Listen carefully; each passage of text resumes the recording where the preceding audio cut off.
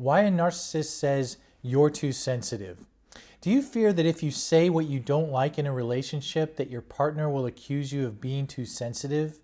Or do you fear that if you say what you want more of in a relationship that your partner will accuse you of being too needy? And do you work really hard to make it seem like nothing bothers you even when that's not the case in a relationship? Well, if you answered yes to any of these questions, then a narcissistic abuser may have treated you in a way designed to make you doubt what sort of treatment you're entitled to and deserve in a relationship.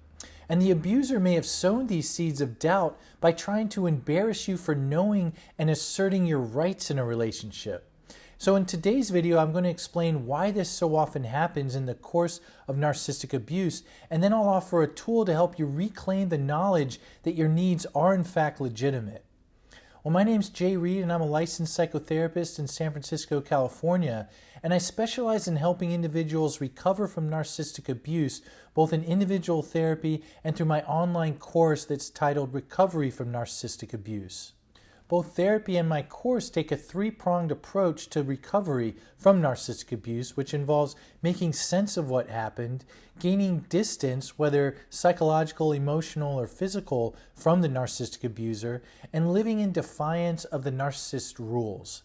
Today's video falls under the category of living in defiance of the narcissist rules.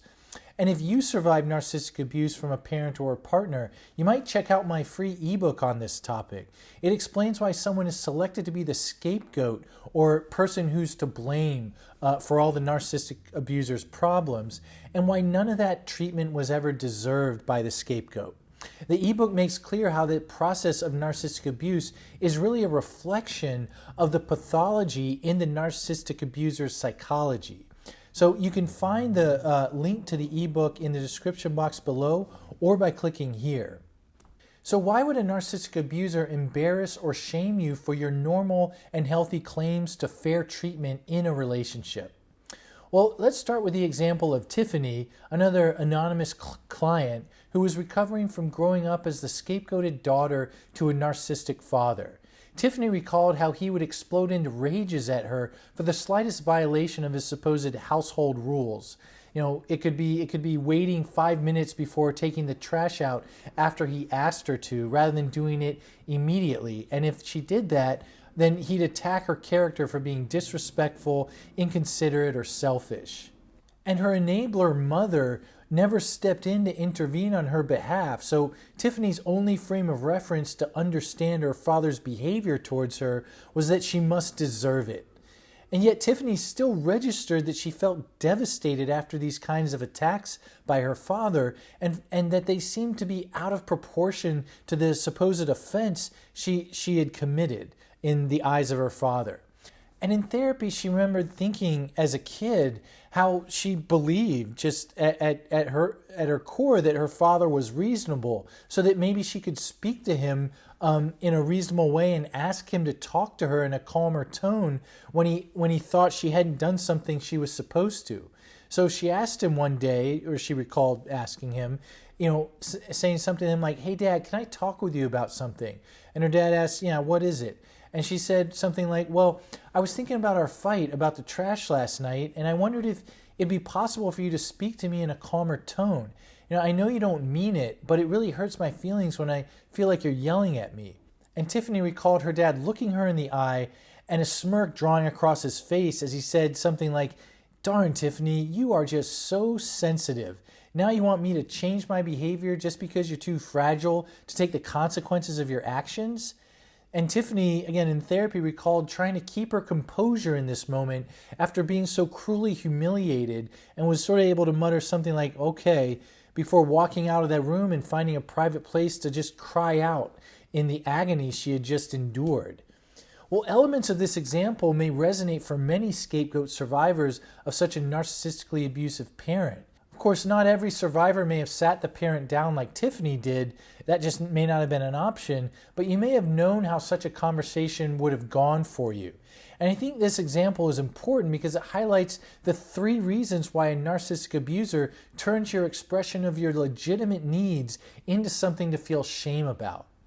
And I think the first reason is that when you assert your rightful needs to feel respected, For instance, this interferes with them being able to see you as less than and a receptacle for their own worthlessness.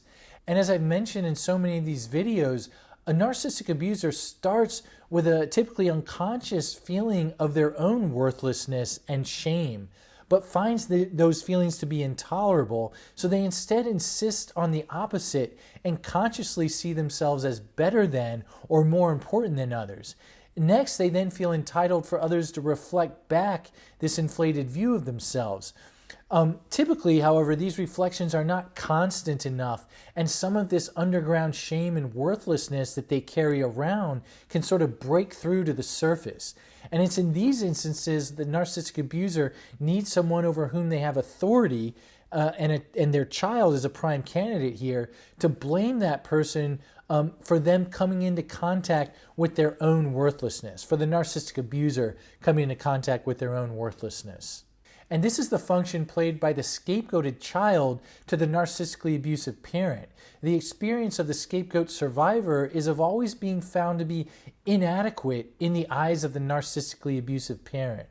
So Tiffany, for instance, had to work really hard in therapy to challenge her beliefs in her own inadequacy. She and her therapist grew to understand how her father's attacks for not taking the trash out immediately were really efforts to make her feel less than as a person as compared to him. And her therapist was able to help her see that this was not based in fact, but in his need to have someone onto whom he could relocate his own felt sense of inadequacy, that he was just too fragile psychologically and emotionally to try to take responsibility for. And Tiffany's therapist also helped her understand how her attempt to communicate her legitimate claim to be treated with respect from her father threatened his ability to see her and treat her as the scapegoat he needed her to be.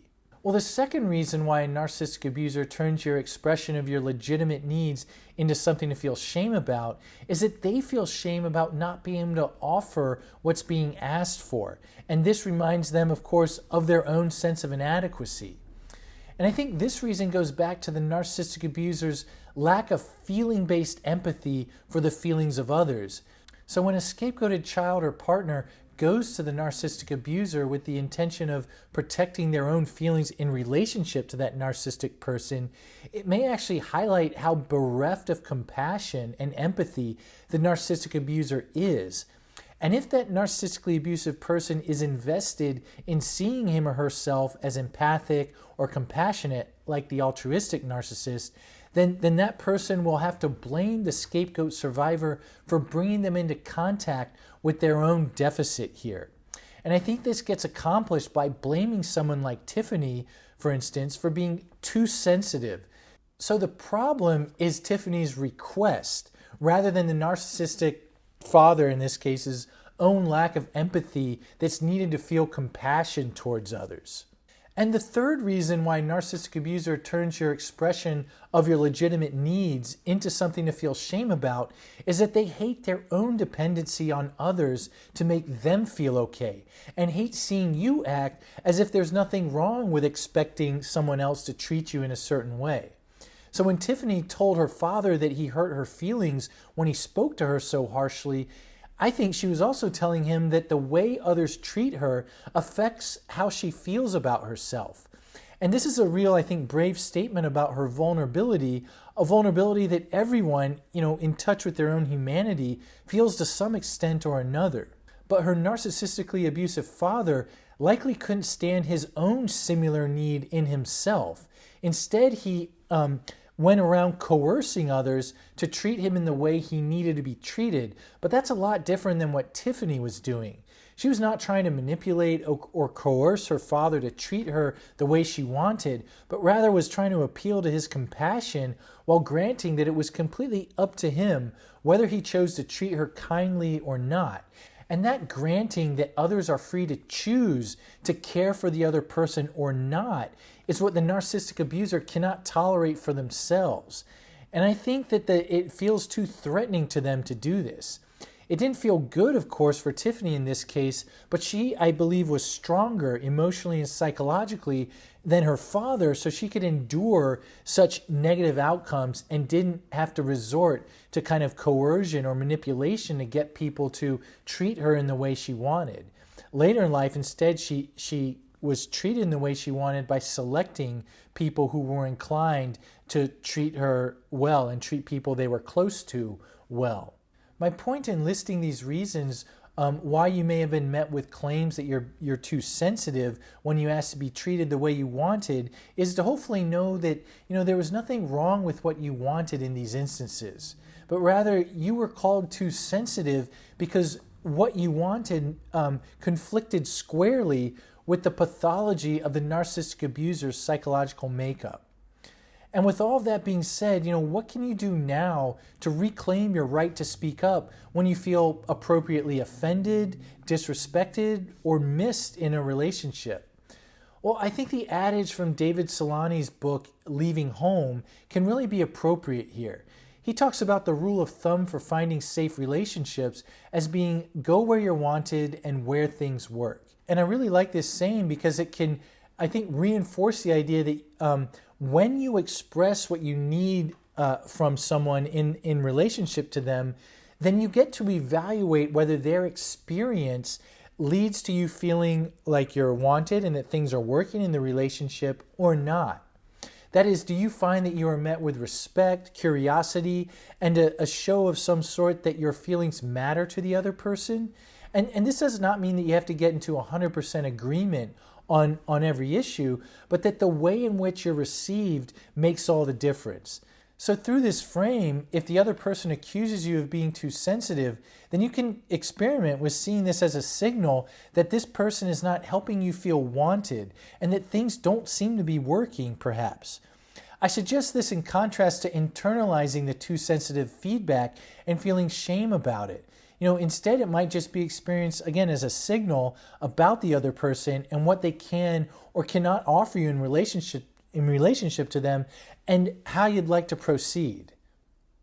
Well, thank you for watching today's video. I hope it was helpful in undoing the legacy of being told you're too sensitive by a narcissistic abuser. And again, I thank everyone for their continued engagement and sort of participation with this channel. It's just really heartening to read the comments each week, and I'm very, very happy to know that some of these videos have been helpful to people. Well, thanks again, and I look forward to posting again next Sunday. Take care.